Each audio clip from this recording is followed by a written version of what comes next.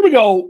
Weins coming to you live a few minutes after the hour. No big deal. On the Trash Talk Business Podcast, I'm Andy Weins, your host, owner of Camo Crew, responsible junk removal right here in Butler, Wisconsin. This is our opportunity every week to come together to build, grow, and live out our junk removal dreams. And as promised, we have our quarterly update. We're still working on what we're going to call the show. End of quarter. I said right before we went live, I said, how to end the year, how to end the quarter. We're going to come up with a theme here with Barry Hartman. Barry, I actually know this guy. Beyond his name, I know the guy. He's been a previous guest on our show. He's going to be a regular contributor to the show. He's the owner of 505 Junk Removal, which is an over $5 million a year junk removal business, and the Bolt Accelerator. And he's my business coach guy thing, accelerator connoisseur, right? So again, I preach what I eat. Is that the right terminology? Anyways, Barry Hartman, welcome to the show. Thanks so much for having me. I'm stoked to see you again and looking forward to wrapping up this quarter and starting a new year. Also, because Casey's not on the show and I haven't got any complaints this year, Barry is an avid fan of the Green Bay football Packers. Go Pack, go.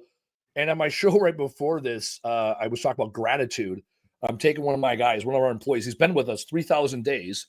And I know he's been with us 3,000 days because I was taught by Mr. Barry himself on track, having good KPIs. You know me, I love me some KPIs. And Barry showed there was opportunities in our KPIs to track our guys because, people are important as much as customers. All the people are important. Anyway, so early this week, I got word I got a pair of tickets to the Packers Saints game. So I'm taking Jerome, who's been with us 3,000 days plus. He's been with us 7.5 years. I'm taking him to the Packers game on Monday, where the Packers will wrap up a playoff berth in the much contested NFC North. So there is your football update for the week. I will stop talking football until we're deep into the playoffs, in which the Cowboys, I think, are already eliminated from playoff contention or close to it. Either way, fuck the Cowboys. There we go. I agree. I was actually in Seattle yesterday, Sunday, Monday, watching them absolutely decimate the Seahawks on their home turf. That from the TV, you could hear the Go Pack Go at whatever. And they retired the 12th man jersey. Not a great day. Not a great day for Seattle to get trounced. It was not. It was almost like not a good football. It was a great football game if you're a Packers fan. 7 sacks. J Love 2 touchdowns. Jacobs 2 touchdowns. No big deal. 2 tutties, couple tutties, couple picks, 2 picks. A lot of twos. You know me, I love twos. 2 rushing touchdowns, 2 passing touchdowns, 2 picks, 3 field goals. No big deal. Anyhow, or was it 2 rushing touchdowns? It was 1 for sure. Anyhow, I digress. Let's talk about junk removal. That's why we're here today.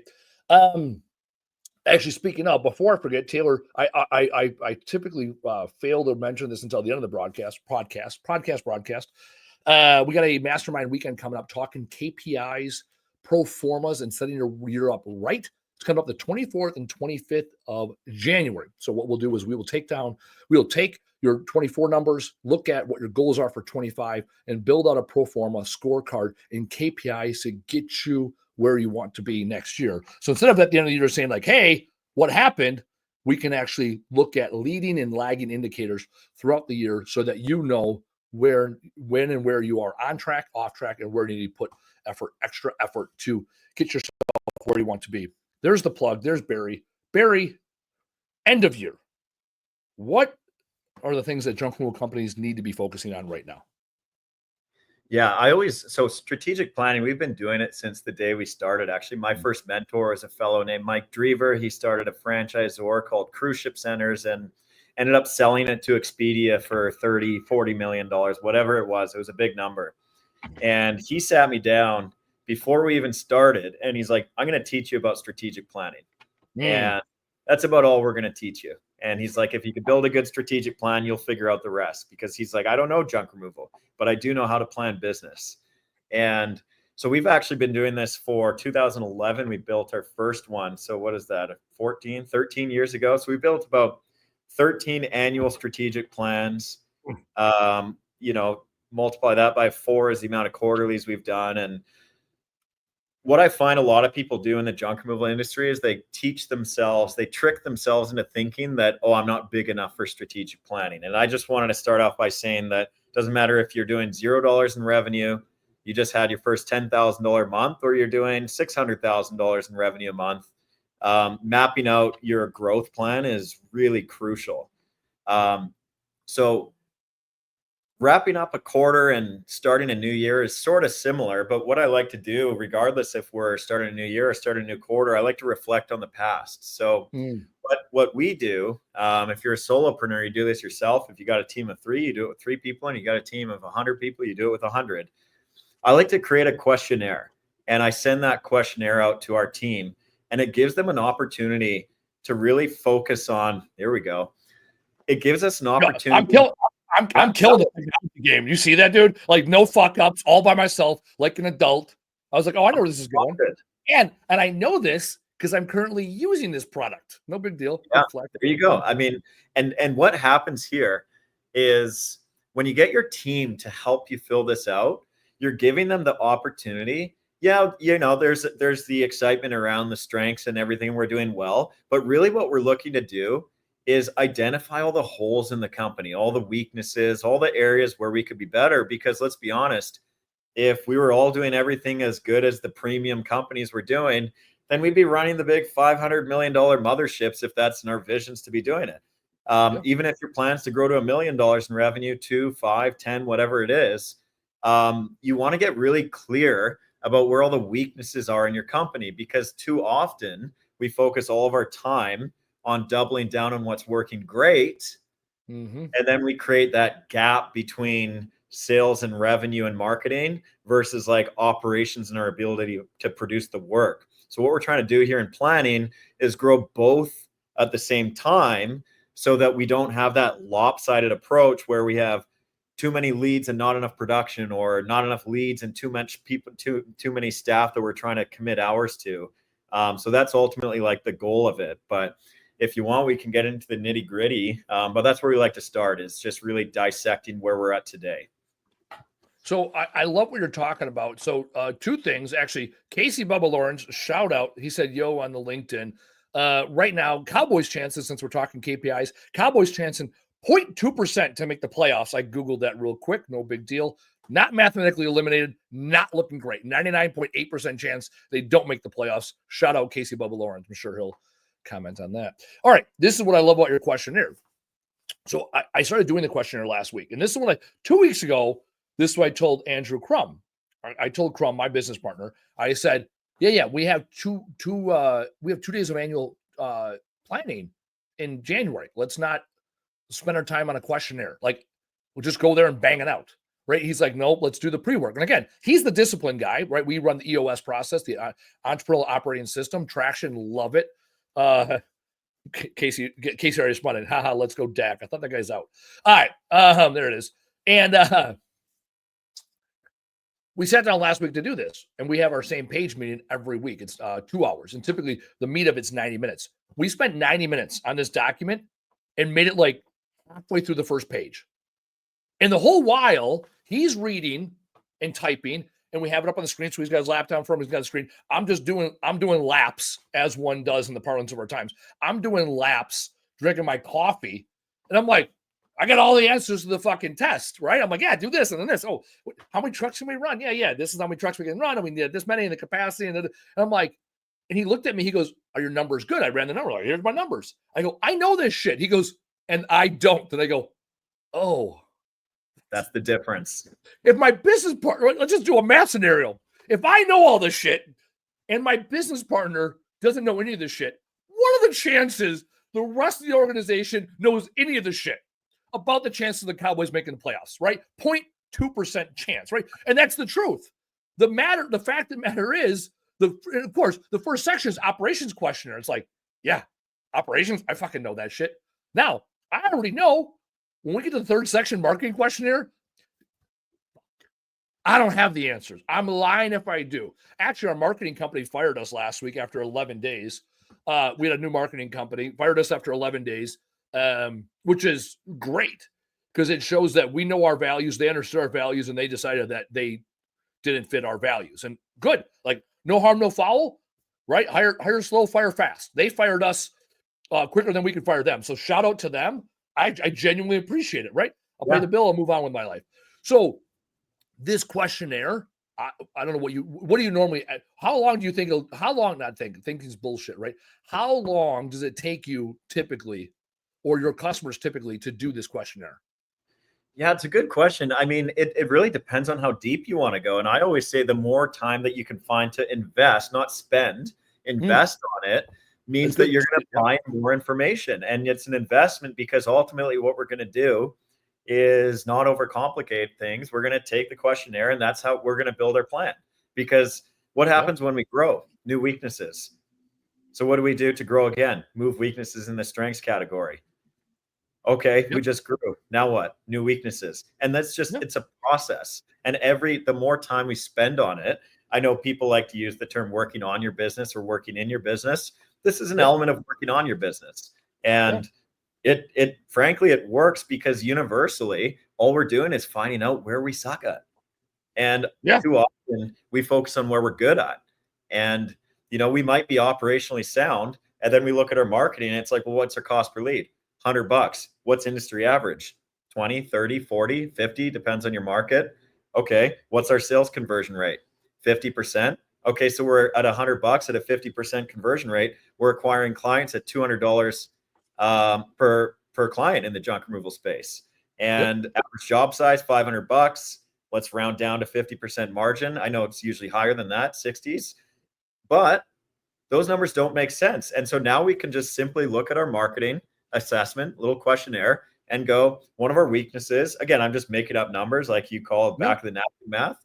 And we just go, oh, a weakness is leads are coming in at $100. So we need to talk to our in-house marketing team or our marketing supplier and go, we need to get our leads down to $50. Can you do yep. that? No, I don't know how. Okay, who can? So here's the beautiful thing. Never back. What do you call it? Paper. Back of the napkin math. Now it's fucking hillbilly math. I gotta Hillbilly get, math. That's what you call yeah. it. Hillbilly Fuck, math. we're getting t-shirts made. I'm gonna trademark the shit out of that. The 3-step methodology to life. Redneck logic. Oh, I'm talking too fast. This is where Taylor puts up Taylor's favorite thing is put this banner up. I get one email telling me I talk too fast, and Taylor gets a fucking banner out of it. Anyways, the 3-step methodology to life, redneck logic, hillbilly math, Kentucky windage. Here's what it is, my friends. You ask a professional person, typically white collar, professional services type, right? Educated person, we'll call them. You talk to an educated person, they'll find a problem to your solution. Now, a redneck will find a solution to your problem. And when you're not sure, ask my dad. Every time I present my dad, who grew up on a farm, a problem, he'll go, well, there's one of 3 ways to look at it. And that he uses that time to come up with the 3 ways. And of the 3 ways, none of them actually work. And yet they all get us closer to solving it. Hillbilly math is get the number close. Like let's use enough math to get us close enough so we're all in the same sheet of music. Right? We don't need to know the note. We need to know the same sheet of music. And then finally, Kentucky windage. All right, make the minor adjustment. When you shoot the round, if you're off by 2 inches to the left, we don't go buy a new rifle. We just aim 2 inches to the right, and it's no different, right? When it comes to, especially, you talked about customer acquisition costs, and I actually pulled up my number. My number is $80. That's my cost per closed lead. So customer acquisition cost for new customers is $80, $64 when combined with existing customers. And yeah, that number, like going back to our financials weekend that we're going to have in January, what is the industry average? Where am I compared to the industry, and what am I going to do about it? I have a client I'm working with currently. They spent they do close to 7 figures in work, right? They're close to $1 million mark. They spend 1.71% on marketing because they said if the phone rings more, we don't know what to do. So it's like, okay, let's fix your operations. Let's right. And it's because they know their data. And so that's what I love about even your sheet, right? It's best of both worlds. It is narrative in the sense that it's bullets answer the question. And then it gets into what is your total capacity? What is your customer acquisition cost? Right? Let's find the numbers that match the data because all too often what we have in our weekly L10 meetings, which is our level 10 meetings, we'll hear Casey, our guy, he's our service manager. He'll say, well, I feel like, and it's like, whoa, right? Facts don't care about your feelings. What's the data behind it? I love this document because it gives you the chance to really look at it like, hey, marketing position, how does your pricing compare to competitors? Well, we're in the same range. Well, how do you know? Oh, because 3 years ago I researched them. It's like, this is a really good opportunity to like take a step back. Maybe we need to call our competitors. What specials are they offering, right? Where do we position ourselves? Like you said, cost per lead can be 20, 30, 40, 50, $60 compared to where you're at in your market. Every market's Yes. different, right? That's why I talk about disposal. We can, Disposal. Well, go ahead. no, I was just going to say, so like, usually you want to get about 3 times return. So it's one of my favorite acronyms is the GPROMI, which is really annoying to remember, but it's actually pretty accurate. It's the gross profit return on your marketing, gross profit return on your marketing investment. And you want about 3 times. So here's an example, which is why I think you're going to really like your numbers. 3 is a minimum. You can get way more than that. You can get 5. So my Hillbilly math is 5, 10, 15. 5x, anything less than 5x return on marketing, I'm losing money. Yep. 5 to 10 is it sustainable. 10 to 15, right? And if it's over 15, I'm not spending enough money. Exactly. Right? If it's over 15, we double the money and see if we can still stay in that 10 to 15 range. Exactly. So let's check this out. Let's say you got a $500 average job size. Let's see your gross profit margin 60%, $300. You just said you buy. Hold on. We can use your actual. If you want to share. No. Not about actual numbers, baby. Let's do some. When we math, baby, we math together, right? All math matters. Again, we're getting yard signs. No big deal. Let's see if we can do this together. Here we go. Nope, that's the wrong document. What am I doing? Oh, see, I was all cocky. I was all cocky about my ability to share my screen, and then I did it in real time with other people watching, and got weird. Got weird in here. All right, here we go. I have an Excel spreadsheet doc pulled up. We're not going to use that one. All right, here we go. I'm mathing. I'm going to math with you. Is it? Let's do real numbers. I mean, it's I got no problem. Yeah, I got hillbilly enough numbers to get us where we need to be, baby. There we go. That's even better. So throw in. Okay. So our average job size is 600. Perfect. This is on the residential. That's AJS average job size. Okay. All right. Let's next. Gross margin and then the gross profit dollar amount.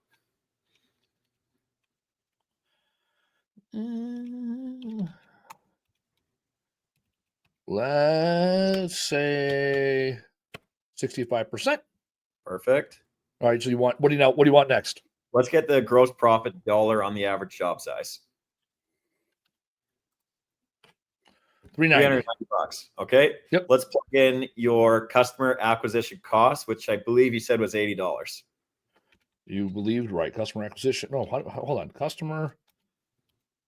How did I get a G in there? So, yep. Perfect. All right. Now what? Let's take 390 and divide that by our 80 gross profit on average. You get 480% return. So here's what, and then I hate your 480% return. Oh, minus the there we go. Sorry, it's already so 487. So essentially, what you're saying is if you and there's a couple other metrics that get to that $80, which is basically your cost per lead divided by your sales conversion rate. That's where I'm looking at my other data. This is my no shit. Yep, this is my customer acquisition cost. Yep. So essentially, for you're buying clients for $80. They then go into a job which is providing you $390 in gross profit, which is $310 in net sort profit. Of operating profit and net profit. And you'd be crazy not to ramp up your marketing spend because the other element that we want to consider for this industry, and again, this isn't really a business development. That's a whole different conversation where you have accounts receivable and a longer cash conversion cycle. But most of the time, these clients are paying on site. And so because you're typically going less than 3 days from lead to payment, right? Mm-hmm. No one's really looking for junk removal for 90 days out and they're paying on site. This is very scalable, meaning you can invest more in your marketing to drive revenue, knowing that you're going to create more than enough gross profit to pay for your overhead and still have a healthy net profit after that. And so this same thing can be applied to business development, any type of marketing. You know, if you're looking at your acquisition cost on, say, your newspaper ad, and it was like $430, maybe don't do it. Maybe go back to your marketing strategies such as Google Ads or LSA or whatever, like your monthly cost to your SEO provider. I know you're not paying per click on that, but you can calculate the amount of leads and customers acquired from your SEO efforts and do the same format based on your investment into your SEO provider. And that's ultimately how we do it. If you want to see how 1-800-GOT-JUNK generates $500 million in revenue, it's the exact same process. And we apply that at any level. And so knowing these metrics, like not just like end of the month, like, oh, how did we do? Like knowing these numbers on more of a daily, maybe weekly basis is really going to give you what you need to know in order to scale this up. And so to your point, now we go back to that other issue of, okay, and this is where bringing it all together comes into play, right? Marketing is just one element of all of this.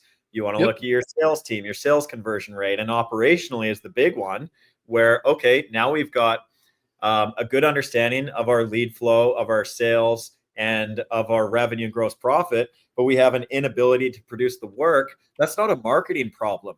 And one thing I do know for sure is you don't want operations to make up excuses for marketing and marketing to make up excuses for operations, and vice versa with sales, right? You want them to be having healthy, friendly competition. So your operations team, your marketing team is say, hey, we need to scale up operations. And your operations team is going, well, we just scaled up our operations. We need you to scale up leads. And that's how you get that sort of strategic, intentional growth. And you're going to go from your 0 to 500K, your 500 to $1 million, $1 million to 2, 2 to 5, and you just keep growing after that. Yeah. Everything you're telling me is beautiful. So what's interesting is what we're doing right now is exactly one of the exercises. I actually like yours a little bit better because it's factored in my actual gross margin. So here's what I came up with. I took your scale. What do you call it? What is it? Profit after marketing? What do you call this final number? Or is that your acronym? Your G? Yeah, it's sort of your operating profit, I guess. Like you're basically using this number to pay for your overhead ultimately. No, I like this. Yeah, I like that. Yeah, and operating profit. Yeah, well, that's interesting. You get referrals, and your referrals are free per se, although we just started paying for referrals because people like to get paid, especially real estate agents and organizers and all that. So, but it can be applied to everything. So even referrals, it's like, okay, don't pay for referrals and put yourself on a cap. Develop partnerships with real estate agents and figure out how to reward them for generating leads for you, because it takes time. And I believe people should be rewarded for their time. And you apply it to the same thing. The only difference about paying for referrals is you're not paying per click up front to Google Ads. You're actually waiting until the lead comes in, and then you reward based on that lead coming in. So it's actually a lot less risky. You pay 5% for closed business because that 5% is still cheaper than what you're spending. So here's what's interesting. Okay, so I took my methodology, right? So mine is I want a 5x return minimum. On the lead as a function of the total dollars. Right. So at $600 average job size at $80, I actually have really just clean numbers right now as I'm looking at my numbers. Actually, our average job size this year is $745. Let's change that. So $745 average job size this year. So that changes things, right? So the AAS, the better. We all know that. You're driving drive time to the site. Honestly, most of the time it's the same amount of time on the site to load a half truck versus a 3/4 truck. So bigger the AAS. So here we go. So this is really close to my actual number. So what's interesting here is I put in these marks, right? 5, 10, 15, because you said 3 is kind of the minimum. So we double it and then we triple it, right? And that gives us a range, good, better, best. I did dead, living, growing, right? So actually a 6, so 5, according to this, I'm growing. And according to this, I'm still in the living range, right? But I mean, it's a healthy amount where it's like, looking at this methodology, your methodology, it's like, oh, we need to spend a little bit more money on marketing because we have the money to spend because we have the margin. Wow, when I was at $600 per, it wasn't the case. That wasn't happening. So that's interesting, right? So here, if I go 600, also when I looked at, so that's one chart, 745. The next chart here is when I actually combine it with my existing customer base. And now we see, right, both of these are really, really healthy when I'm looking at where they're living, because it's a function of all sales, not just new leads. So this is how I do it. Whenever I do these spreadsheets, I just make them. I was like, oh, that's dope, and I delete them. I never use them. We're going to keep this one. So what do we call this thing? What is this? The G? Give it to me. Gross. What is it? Gross profit return on marketing investment. And that's we actually we calculated revenue return for many years, and then the challenge with just sort of as the leader of the company, those are like your 4 key ones you're looking at. What's your average job size? What's your gross margin? What's your gross profit? And what's your acquisition cost? Because you don't just want to be driving, a low acquisition cost. No, but say like change AJS to 300 and see what happens, right? Oh, and that's a scenario for a lot of companies. Yeah. Now we're dead. We're already dead, and we didn't even know it. Yeah, you're making $115. Yeah, I can't spend. Yeah, I'm 25%. 25% of. So I always go off of. I'm a percentage guys, right? So now 25% of my. Right, 26% is my what do you call it? 26% is gone. Right, I mean, just gone. While at 745, I have a 10% total customer acquisition cost right now, which is accurate, right? Because I want to be at 10%. That's when I budget. Actually, next year my budget is 7.5% on a variable, so it's not covering the cost of the marketing company, which I can get a whole bunch of other numbers, but yeah, I want this number to be under 10, and it'll be under 10 here, obviously. And you don't want to just focusing on one of those numbers. This is the trick that people play on themselves, especially in the early stages. Is let's say AJS is $300 and the gross margin is like 75%, but they're not accounting for the labor of, say, the owner operator. Oh yeah.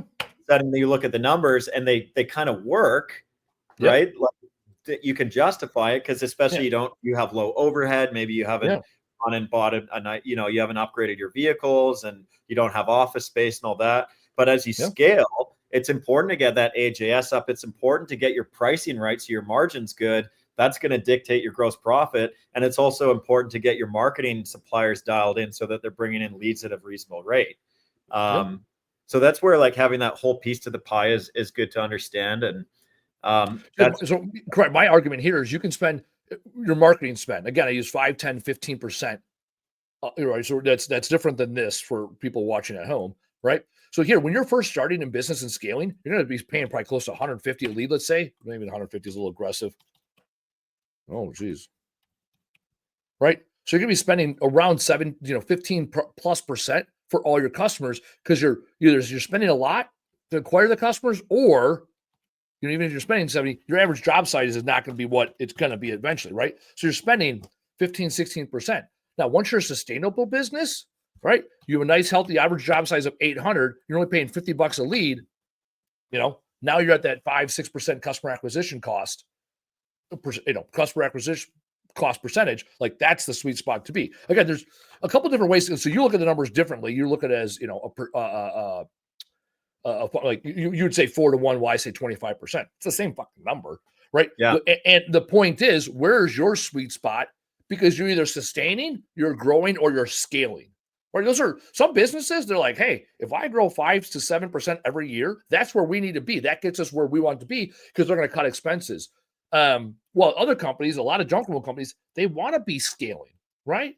There's a difference between growing and scaling. Growing is like, hey, we're probably 10 to 20% growth year over year. Scaling is 20% or more. And most junk roll companies are in scaling mode that I run into are scaling mode. When you're at 2, 3, 4, 5 million, it's a lot more difficult to scale, right? Because the scale of the operations that much more. You're starting to expand beyond, what maybe capacity could be in a lot of different ways.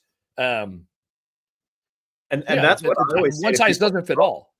It's like you don't have to necessarily scale as in like multiple territories or multiple states. Scale could mean just own your market. Scale could be scale your prices up because you got 1,000 reviews and your inbound sales rate is crazy high. That's probably a sign that prices need to go up. And so scaling to someone might just be going, 20% a year consistently, you're going to get better returns there than in the stock market. So if you are ever looking to set your business up for a potential acquisition down the road, 20% is a very feasible number to just steady Eddie your way along in your own market. And once you get to capacity, you can either make a decision to map out an exit, put a general manager in place and focus on something else, or open up a new city because you have the operating profit to reinvest in a new location. So it just gives you options, but without having your metrics really dialed in.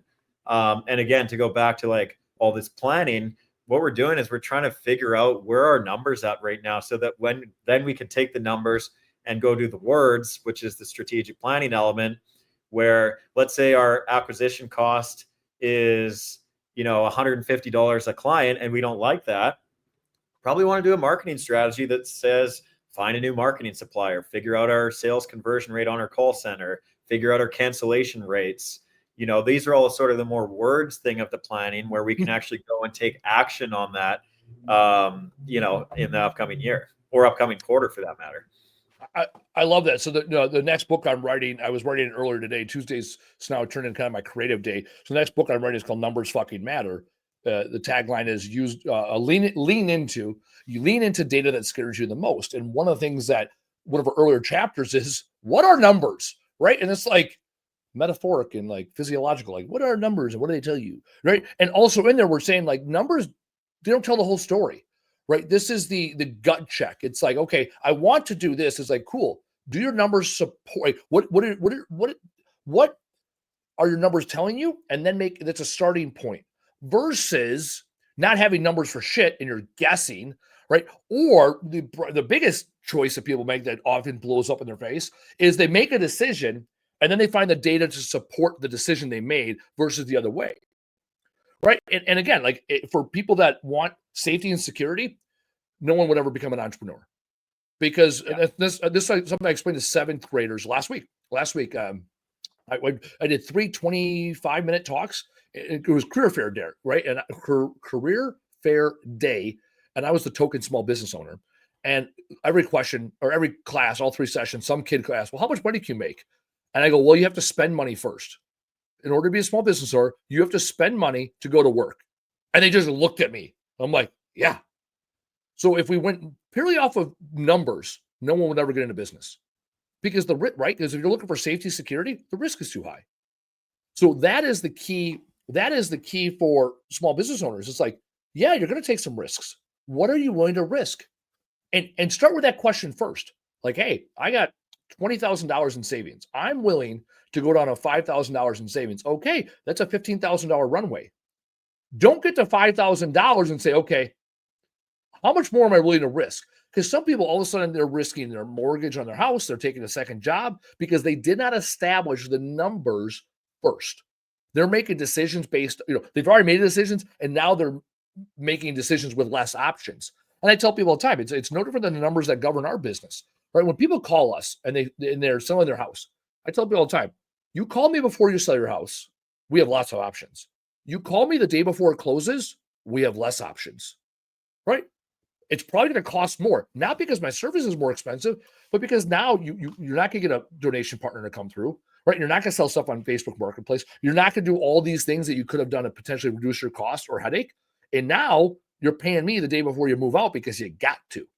And so it's no different than your numbers. The sooner you dig into your numbers, the sooner you know what decisions you have available. Yeah, 100%. And I see there's a question here. What else did you notice in the industry in 2024? And I mean, it's a lot. Like at the end of the day, like leads are harder. Closing is harder. This is not COVID era where everyone was sitting at home collecting junk all day and looking to free up their space, and interest rates were low and construction therefore is cheap. And in the junk removal industry, the number one thing to know is that we thrive on change, on transition. Offices moving in, offices moving out, homeowner moving in, homeowner moving out, storage locker moving in, storage locker moving out, hoarder deciding no longer hoarder, hoarder moving out, hoarder cleaning up, hoarder dying, estate clear outs, people passing away. Like junk is created on change. And if we can target those scenarios, that's where you really start to thrive, rather than just doing this shotgun marketing approach where let's just try everything and see what works. Because leads are harder, you want to go right to the source, right? That's where door knocking works really well with roofing. It works really well with painting. It works really well with solar, because you can literally see this is an old paint job. We can't see if there's junk in the house or not. And so we have to create these scenarios based on the industry experience to know where is all this change happening, and then penetrate that as well. So that's one of the things that I've really sort of noticed, that the companies that are thriving are, whether it's doing business development to storage lockers or estate managers or property managers or interior construction companies where it's hard to get, a big bin on site or a whole bunch of labor. Those are the companies that I'm seeing are really starting to pick up. And that's where it does start to get a bit recession proof, because as long as you have the lead flow coming in, then the recession doesn't really matter. It ultimately just means we need to level up on our sales and marketing approaches. The other thing I noticed as well is on the customer service side, junk removal is a professional service now. It wasn't 10, 20 years ago. Thank our friends at 1-800-GOT-JUNK and Junk King and all those big companies along the way that helped, like maybe not Junk King. I don't know anything about them, but I do know Brian Scudamore very well. He's in our backyard in Vancouver, and we compete directly with them in our home market, head to head. And there's one thing I do know, and is that they fought for professionalism in the industry. And whether you love them or hate them, it doesn't make a difference. The fact is, you can't knock them. Like, as much as I despise the franchises, they legitimize our business. When Junk King got bought out, Junk Luggers and Junk King both got bought out in the last 24 months. They legitimize what we do, right? Because before it was like, oh, there's an 800-GOT-JUNK place, and then there's those college hunks kids or whatever, right? They were on Shark Tank, or the Foxes packing boxes. That's about it. 5, 7, 10 years ago, most people didn't know otherwise. And now we're a much more legitimate business because of franchises. Now, I'll still attack them because I believe strongly in the personal marketing and branding and being, true to your authentic local roots. And I also recognize I can hate franchises or not, they're still there, right? Like, so I might as well hate on them and also appreciate what they bring to the industry. Yeah, there's a place for them. Not in my backyard.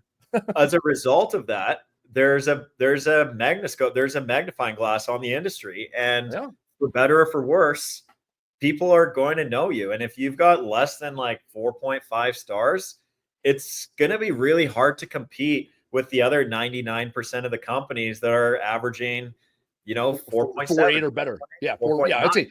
I don't think rarely do we see a junk removal company that's below 4.5. Now, you see a restaurant that's a 4.5. I mean, there's a line out the fucking door. Yes. 4.5 in junk removal is like, oh, what they do wrong. I mean, 5, it's like 4.8, 4.9. That's the permission to play. I'm very proud of our 5.0. I talk about our 5.0 because that's for our business, that's the fucking mark. Now, if I look at other waste companies, like, hell, I'll just look at Waste Management right now, because Waste Management, 3s, 2s. Let me just, for shits and giggles, let me see if I can get a local Waste Management. I used to work for Waste Management. The one Waste Management here got a one-star review. That's what they have. Or no, I'm sorry, 7 reviews, one star. That's what they're rocking right now. The transfer station, 3.1, 56 reviews, not so bad.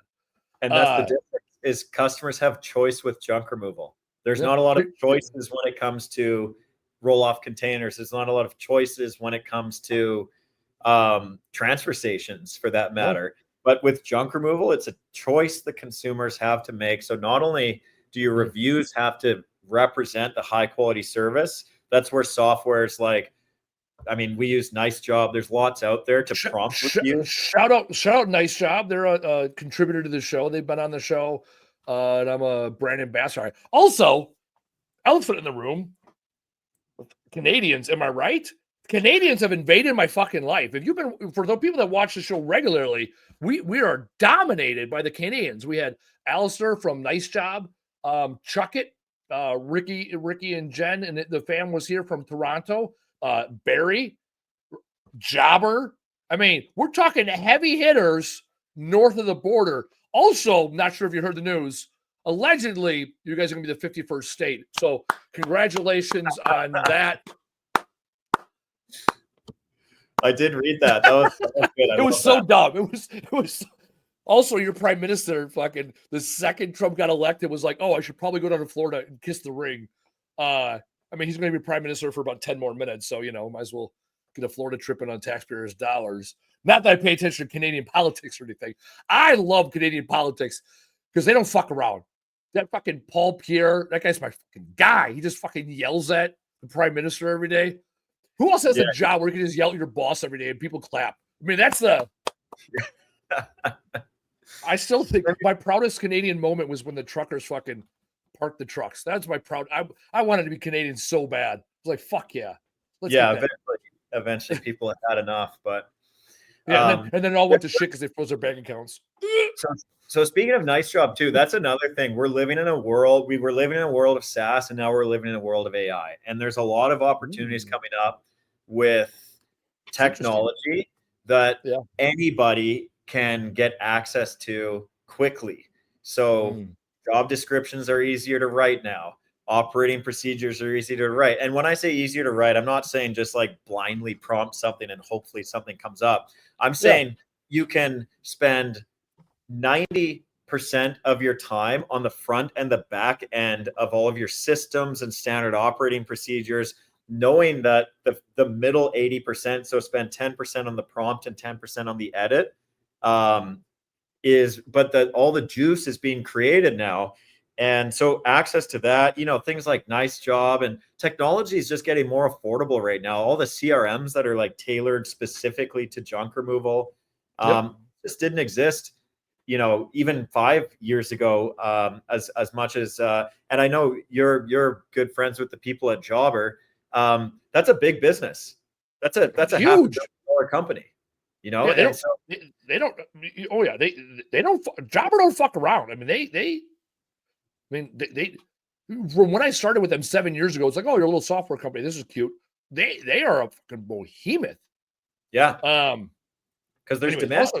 There's demand for professional services to go, or for home services to be ran on technology platforms. And there's tech for everything right now. I mean, regardless of it's your email marketing, your pipeline management like Pipedrive, or to do your business development, or your CRMs to run your routing or your team scheduling, like everything should be automated at this point. And that's how you can really buy back your time as an entrepreneur, rather than doing so much manual entry or manual work. That is a big opportunity as well that really has taken the stage in 2024. So that's one thing that's really popping up on our strategic plan, is just like really dialing in our tech stack for 2025, and actually consolidating a lot of it, because there's so many options that we don't want. You want your CRM to be able to speak to all of the other elements, so that we're not just constantly trying to get all of these functions of the business to do things separately. Yeah, that's a challenge. I mean, I only learned what SaaS was like 6 months ago. I'm like, oh, software as a service, and now it's like almost obsolete as you're saying that, right? And yes, the whole goal of technology is to automate, delegate, right, and eliminate. Those are the three functions of when you're doing something that needs to be eliminated or audit or purview. It's automate, delegate, or eliminate. And the challenge I have a lot of times with software, and that's why I'm very thankful, because I have a younger team, is for me, technology often is more complicated. It's like I'm trying to simplify this thing. The challenge is all of a sudden you have 10 different softwares and they're not talking right. It's like, this does not simplify things. So yeah, getting systems like Nice Job and Jobber interact really well. We're going with HubSpot. We're on like 37 CRM in 9 years. We've never had one that we love, and we're going with HubSpot now, and we want to see how that's going to talk to Jobber, right? Because Jobber's still the center, that's the center ring of it all. And then it ends up, communicating with QuickBooks. That's where I pull my financials from.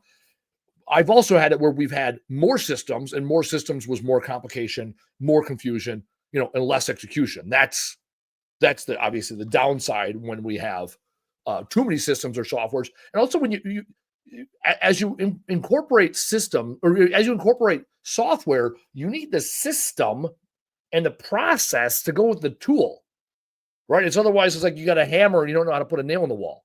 And so that's one of my challenges when it comes to software. Software is not the solution.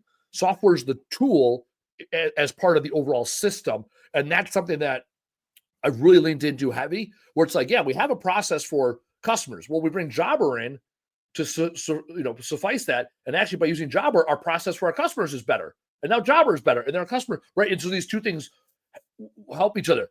What we've had in the past, when we've had other CRMs, it was like, all of a sudden we just had two. We're not actually going out and cold calling. We're spending so much time entering data in the CRM, and then when we kick the data out, it's not actually leading to behavior changes. So it's like, well, what was the point of pulling the fucking data in the first place? Why do we consolidate the data? Why do we pull the data when it's not actually leading to change?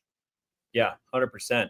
And you mentioned HubSpot, cold calling, all that. That was another thing I wanted to touch on is the companies that I'm noticing that are really thriving in this industry are the ones that are taking control of their outcome. How do you do that? Yes, understanding your metrics, marketing, then you can make conscious decisions on where to invest. The other thing is cold calling. We ran the numbers the other day because someone asked us. We've done over $25 million in junk removal revenue in the last little bit. And a lot of that has been in the last few years because it took us a while to sort of understand that ramp rate. Yep. A lot of that revenue has come from business development, which is really a fancy word for just pick up the phone and close clients. Close clients that need your service. They value your service. Property managers, construction companies, estate management companies, real estate agents, local business networks that can recommend you to all the law firms and all the accounting firms that are moving offices all the time. Like these companies you can run an entire junk removal company just on 20 to 30 relationships of clients that spend anywhere from, because if you think about it, a property manager, I cold call a property manager back in 2000 and I want to say 16. And I went straight to the vice president of property management, knowing that they were one of the largest property managers in our area. And what I noticed was that vice president really liked the service. We were going to track sort of the diversion for them so that they could then empower their local building managers to actually keep stuff out of the landfill, which wasn't the case with their current supplier. It's one thing to say it, it's another thing to track it. So we put a tracking system in place. That was the sticking point for them. But one vice president goes down to 4 property managers, each property manager has 10 building managers. There's 40 buildings. Now you build a relationship with 40 building managers. And that company spent $700,000 with us in the last, 2016 to now. It's been about 8 years, but $80,000, $90,000 a year in revenue from one call, one client. And yes, I share that because that's a success story and you want to showcase your best efforts. But there's a lot of companies that we've closed that do $1,000 a month. And that's great because they really value the relationship. They really value the service. And the building managers don't need a lot of junk, but they might need 2 full loads every month across their 4 or 5 buildings. It's 2 full loads. That's 2 full loads that somebody else was going to get. Yeah, and 12,000 times 5 years starts to really add up from one single phone call. So that's another thing that we really love. HubSpot's a great system to track it. Any of the CRMs, even the simple ones like Pipedrive, $25 a month. You just want to do it properly. So if you're going to commit your time to doing business development as the owner of the company, or if you're going to hire someone to do it full-time for you or scale up a team, you got to track everything. And that's where it's different from your CRM it's not always different, but oftentimes it's different from, because you're doing pipeline management. You're moving someone from a prospect to that conversation, to the proposal, to the close, and then they go into your CRM for your junk. 100%. I love Jobber. Everyone knows I fucking love Jobber. Love it, love it, love it. It is not a CRM. It has CRM functions. It's not a CRM, right? Yeah. Great operation software. It's a great hub it's an operational tool, not a sales and marketing tool. While a CRM is a sales and marketing tool. Yeah, and it doesn't need to be, because it oftentimes they'll just sync with the other companies or things if you need to. But ultimately, you're just pipelining your business development prospects. You're pipelining them all the way down to the end of the funnel. And then once they're a new account in your CRM, you can add all your contacts. You can add all the addresses and the buildings and the projects and all that. But I do think like that's one thing that people avoid doing. I was lucky that, like a lot of us entrepreneurs, I started door knocking, selling. I would go and I'd give them 3 options. One is, for whatever reason, it was chicken strips. So like you get like, I don't know, like a 10-pound box of chicken strips. Well, chicken tendies. Y'all want some chicken tendies up in here? Fuck and yeah, they chicken thought that was tendies. funny, and so you take your order and you move on. If they didn't want chicken tendies, then we'd do a car wash for $5. And if they didn't want to do a car wash, then we'd walk their dog. And like they would have to say no 3 times in a row before us as a 10-year-old kid could make our $10 or whatever it was. And so like getting rejected is a muscle, and it's important to build that muscle, because cold calling, honestly, 1 in 20 is very successful. 5 what is that? 5%? What's 1 in 10? Return? Yeah, 5%. See, it's what you speak in ratios, and I speak in percentages. And I math all day in my head, so I'm like, yeah, it's just funny. Like that's why we're having the issue before with math, because I know, because I speak in percentage, you speak in ratios, and the average person's like, what? How many dollars we spend? Yes, 5% return for 505 Junk. Our average commercial account spends $1,900 a month. So make 20 phone calls, you're closing 1. Pretty good math. That's $1,900 in the till. It's $20,000 a year. By making 20 phone calls for $20,000. It's not $20,000 clients. It's one $20,000 client. Yeah. Exactly. I when I give coaching, I always tell people, you're going to take 80 to 85% of what I'm saying and use it. There's going to be 15 to 20% that you're never going to fucking believe me on. And then they kind of pause. I go, and we don't know what that 20% is yet. So I'm going to say all the things. And when people come back and they're like, hey, I took this, and this, and I don't agree on that. I'm like, cool. Did you get something out of this, and this? Well, yeah. Okay. Let's not focus on that. Same thing with cold calls. Don't tell me you made 19 phone calls. Tell me about the one that fucking slapped. Yeah. I remember one of the first times I went out cold knocking, I went out to 30. I offered it. It was like 0 for 13 or 0 for 11. And my brother had been banging jobs and doing estimates. And I was like, I don't know what to do tomorrow. Like, I can't keep doing this. He goes, let's go back out and do it again. That's what I was 0 for 11. That's what I was. I was 0 for 11 the first day. And then I went 9 for 10 the next day. I'm like, oh, that fucking worked. It was like, I caught the right people at the right time. It was the right zip code. The sun was shining, right? Had I given up at 0 for 11, that'd have been my story. Yep, I tried 11 and I shit the bed. Well, no, the math was 9 out of 21. It took me 2 days to do it. So it's like, all right, I got about a 50% close rate. And then it was cold call was what I consider to be a W was I either got to talk to senior living. I either got to talk to someone in admissions, or I got our trifold at the time into their welcome letters, or welcome packets rather. It was like, okay, that was my right, because walking and saying hi, and they're like, yeah, nope, we don't take literature. Nope, see the no soliciting sign. I'm like, right, or the person's not in, or I'm not authorized to talk to you, or you go to some facilities and they're like on lockdown, because shit happens. So it's like you got to put the paces in. Alex Hormozy, I remembered his name now. I used to call him Rip Jesus. He talked about how the best salespeople are hot women that can deal with rejection. Like he said it right, and it's because hot women have the confidence in the world. The challenge with hot people and hot women in particular is they're not used to rejection. So they're hot, they have the confidence, and as soon as they get rejected, they get fucking defeated, right? So it's this mindset that like, no, everyone wants me, and if they don't, so what? The next one will. So I, what? That's my advice. Next time you walk into a networking event, strut in like a hot chick that everyone wants to talk to, right? And the people that don't want it, that don't want you, right? The married men, the gay men, the men that think you're ugly. Well, they didn't want you when you walked in. They don't want you when you walk out. Go find the men that want you. Yeah, it's a game. It is a game of averages, and it's a game of numbers. Yeah. And like anything, if you're a golfer, you can have a bad back nine, knowing that you're going to have a front nine, knowing you'll have a good back nine, and you'll end up with a decent score. Yep. Cooper Kupp went 0 catches on 3 targets last week for the guy that I was playing fantasy football against. Too bad for him. But Cooper Kupp knows he's not going to get zero yards the next game. It's a game of averages, right? He probably had 140 yards the game before. Yeah. So and like business is the same thing. But the one thing that it does, knowing all of this stuff, the one thing, because we're talking about planning here, knowing these marketing data sets, the KPIs, and knowing that gives us confidence to build out our roadmap for revenue growth for the next year rather than wishful thinking. And business development, you're actually carrying those clients into the new year. And so you actually you can build up a nice recurring revenue base. Honestly, if you can calculate your overhead and establish a business development strategy where the gross profit generated from your recurring commercial accounts covers the overhead in your business, that's a nice model, because now new marketing, all new revenue, new clients coming in is actually going to have really I guess like impactful bottom line profit for And you. the profit, exactly. That's right. You're right.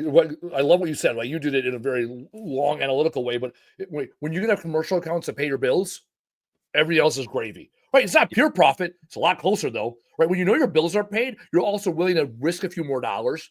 Because Yep. now, like, oh shit, I can't pay rent. It's like, no, rent's good. We're good. So maybe you're willing to spend 12, 15% for new customer acquisition because you got the bills are paid. I love that methodology.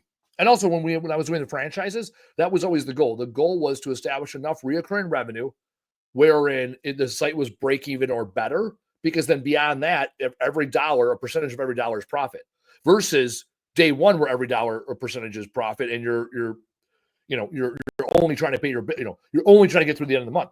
And that's a great transition. We'll start to the big finish here. Is when you know your numbers, when you have a plan, then you can establish those benchmarks along the way. Versus, I think we had a good year. I thought the conversation went well. I think I'm on track. No, you got to establish the plan first. And that's what we're doing the 24th, 25th of January. When you walk out of here on that Saturday afternoon, you will walk out of here with a pro forma, with a scorecard, with KPIs, and also the actions and activities that get you to the KPIs. So you know how to win the game that you get to establish. The beautiful thing about it is everyone's business is different. So you get to establish what winning looks like for you and your business. And that's what we'll do 24th and 25th of January right here in Butler, Wisconsin. There's a link. We're limited to 10 businesses, 10 total businesses represented. So about 12 to 15 people total in the room, 10 businesses represented to walk out with your pro forma so that you have a plan going forward. Barry, you want to shout out to Bolt Accelerate and what you do and who you do it for over there in Vancouver?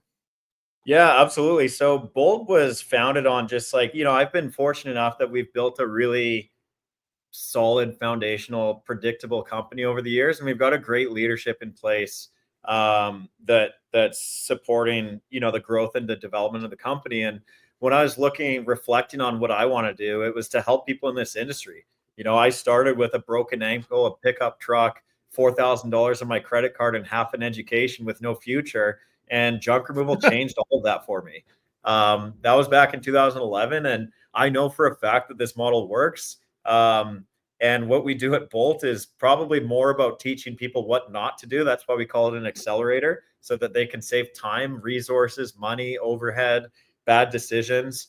But there's also the top line stuff too, where we do coach, how to drive revenue. We teach you how to know your lead flow and connect you with the right suppliers and connect people with other. So it's really about it's a lot of it's the coaching. We do weekly coaching every Wednesday, 4 p.m. Eastern, 1 p.m. Pacific. We've got a really good community of like-minded sort of growth entrepreneurs in this industry. And we got a lot of pre-built systems and procedures. And we ultimately just open up the hood to what helped us build 505 Junk into what it is today, to really give it all away, because the franchisors have the good fortune of all being connected and working together and getting the, coaching and suppliers and all that. And, we're just helping the independents, I guess. So yeah, that's pretty much it.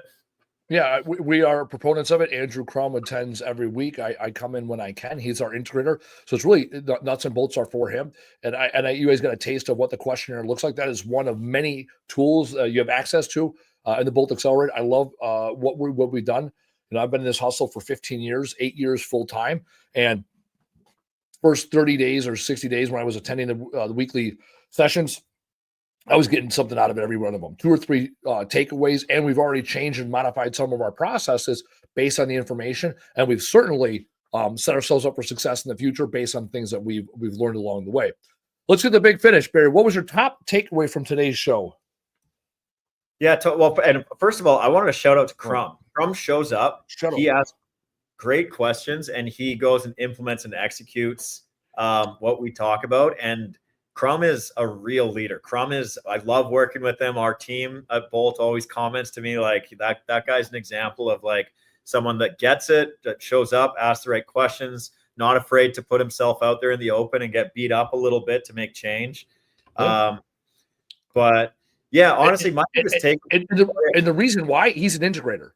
He takes in the stuff from my head and your head. And one of the reasons he's like, why don't you attend these anymore? I'm like, because me sitting on a Zoom call, knowing where my head is at, I'm more of a distraction than I get something out of it. It's like, I'd rather you attend it, bring to me the 2 or 3 things you got, and let's go figure it out together versus me sitting there in the call.